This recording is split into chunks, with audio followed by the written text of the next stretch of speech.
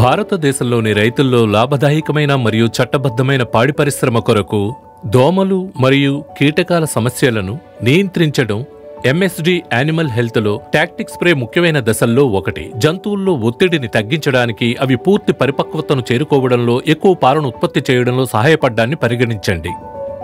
Tactic spray కోసం ప్రత్యామ్నాయం తయారీ. ఉదయం సమయంలో జంతువులకు తగినంత మేత ఉంటే వాటికి తాగడానికి పుష్కలంగా నీరివ్వండి. ఆపై వాటిని కొంత దూరం నీడ ఉన్న ప్రదేశానికి తీసుకువెళ్ళండి. టాక్టిక్ స్ప్రే సొల్యూషన్ కోసం ఏర్పాట్లు చేయండి.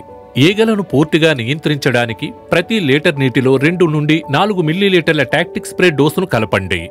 మరియు ప్రతి మార్పుకు 5 లీటర్ల టాక్టిక్ స్ప్రే ఎంతో అవసరం అవుతుంది. ఇప్పుడు టాక్టిక్ స్ప్రే సొల్యూషన్ జంతువుల యొక్క శరీరంపై పిచికారీ చేయడానికి సిద్ధంగా ఉంది. సరిగ్గా పిచికారీ చేయడానికి ముందు మనం జంతువులను పరిశోధన చేస్తే జంతువుల యొక్క వెంట్రుకలు మరియు చర్మపు మడతల కింద దాక్కుని ఈగలు ఉంటాయి.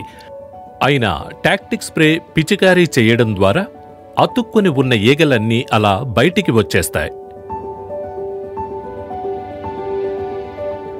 స్ప్రే చేసిన సుమారు 15 నిమిషాల తరువాత ఈగలు జుట్టు నుండి మరియు క్యూటికల్స్ కింద నుండి పేలు మెల్లమెల్లగా బయటికి రావడం చూస్తారు. 30 నిమిషాల తర్వాత అన్ని పేలు యొక్క కార్యాచరణ జంతువు యొక్క శరీరంపై కనిపించడం ప్రారంభం అవుతుంది. చివరగా 45 నిమిషాల తరువాత జంతువుల శరీరం నుండి అన్ని పేలు కింద పడడం మీరు చూడొచ్చు. సమర్థవంతమైన నియంత్రణ కోసం 7 రోజుల తరువాత ఎంఎస్డి యానిమల్ హెల్త్ యొక్క టాక్టిక్ స్ప్రేను పునరావృతం చేయండి.